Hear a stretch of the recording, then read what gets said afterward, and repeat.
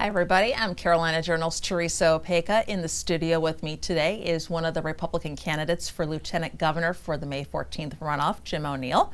Jim, thanks so much for coming by and speaking with us today. Well, thanks so much for having me. Yeah, thank you, thank you. So I want to get to know you a little bit better, a little in your background, like where you grew up, your family, things of that nature. Sure.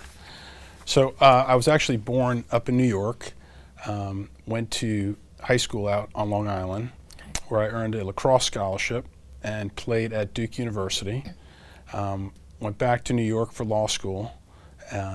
Following about a year or so of being able to pay my law loans down, I came back to North Carolina, and I've been here for 35 years. Mm-hmm. Mm-hmm. Yeah, yeah. More background? I'll give you some more background. Sure. Okay. So I'm married to a beautiful doctor.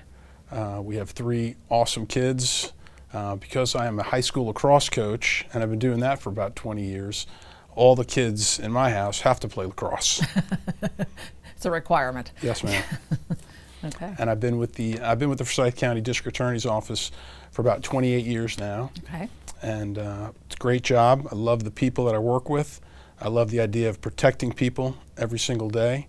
And my relationships with law enforcement are some of the strongest ones I've ever had in my life. So I'm blessed in many, many ways. Yeah, so what made you decide to run for office? Like you just said, you love your career now, so what's changed for you? Nothing's really changed, but when you look at the position and the role of the Lieutenant Governor, it's really a statewide platform, and I believe that people can use the job any which way they want, but I foresee myself being a spokesperson who comes out and supports our law enforcement officers, our prosecutors, and our teachers. You know, there's been so much in the news lately about officers that have been assaulted, and we saw just a complete tragedy down in Charlotte. Right. And my hope would be that to be able to use that platform of the Lieutenant Governor's position to be able to advocate for our men and women in blue. Okay, okay.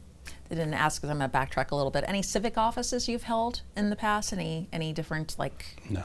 Okay, okay, that's fine. So why are you qualified for the position of Lieutenant Governor?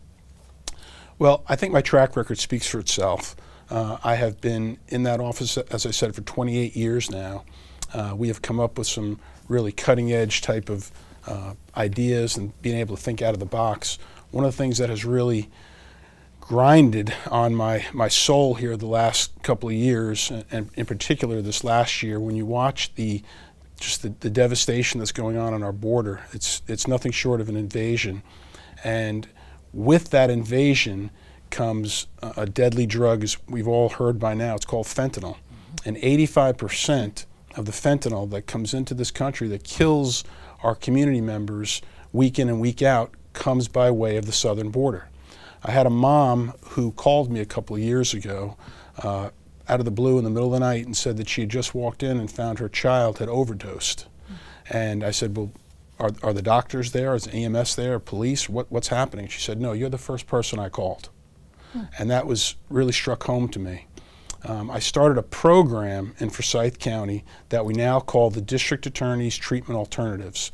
And what that's designed to do is I partnered with a pharmaceutical company called Alkermes. Alkermes produces a drug called Vivitrol. Vivitrol acts as a blocker for individuals that are addicted to heroin and opioids.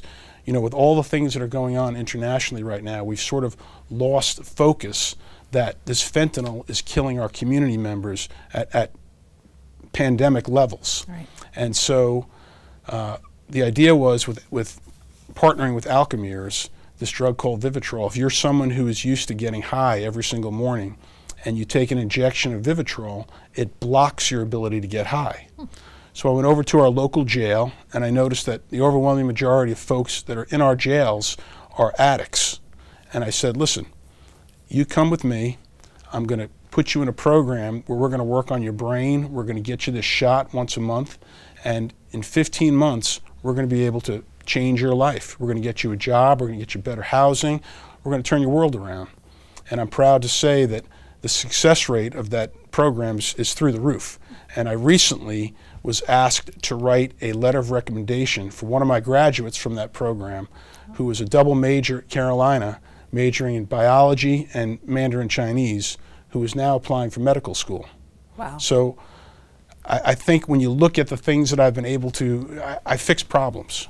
And I've got a track record for being able to do that. And this is just one glaring example when you think about, again, what's going on our southern border and the death and the destruction that is causing to everyday Americans. Oh, absolutely, absolutely. That program, that's awesome that's in place. Thank you. Yeah. So if you are elected, what would your first order of business be? Now, going off on that a little bit, Lieutenant Governor's office has been dubbed ceremonial by a lot of different people, overseeing the state Senate, things of that nature. What would you like to change that, and how would you change it? Well, I'm all about safety and security. And, you know, the idea that law enforcement does not have a voice at the statewide level, I think that's really important. I think that our teachers deserve, when they go into their classrooms, they deserve to be safe. Our students deserve to be safe. And so as a lieutenant governor, you have that ability, I think, to really make an impact on safety and security of not just the folks in Winston-Salem that have benefited from my leadership and my thoughts, but on a statewide level. I love North Carolina. I want my kids to come back and live here, and I want to create the kind of state that they want to come back and live in. So that would be the goal. Yeah, okay, all right. Are there any areas in state government, this is just for everybody, we're asking questions, there you feel are wasting taxpayers' money, anything that you should keep an eye on, any issue that's really struck you, aside from police? Well, yeah. Well, I think that there seems to be a lot of frustration, including on my part, when I deal with the DMV. I'm not sure what it is, why it has become such a bureaucracy, but it's got a lot of red tape, and it creates a lot of problems for people being able to get their license or renew online with their registration. So that's one area I think that we could certainly improve. Okay. My final question for you, Jim, why should someone vote for you? Well, I think people should vote for me based upon my track record. When you look at the two candidates in this race and you compare their two records of accomplishments, you know, I'm someone with a track record, again, of fixing things, of protecting people and standing up for people. And you know, my opponent has spent a career going from political campaign to working to political campaign. And I don't think there's anything about that makes him qualified to come in and serve as lieutenant governor for North Carolina. We need people that can fix things. We need people that can keep us safe. And those are the characteristics and traits that I've become best known for, not just in Winston-Salem, but across the state. I've served as the president of our Conference of District Attorneys, and you know, we've created a wonderful organization there, and I love the people I work with down there. So people need to look at these two individuals, myself and my opponent, and figure out, who do they want? Somebody who can fix things and somebody who can keep you safe, or do you want somebody who's been a political operative their whole life? Simple. Okay. All right. Jim O'Neill, Republican candidate for Lieutenant Governor in the May 14th primary. Thanks so much for joining us today. Thank you again so much for giving me an opportunity to come and speak to the state of North Carolina. You're welcome.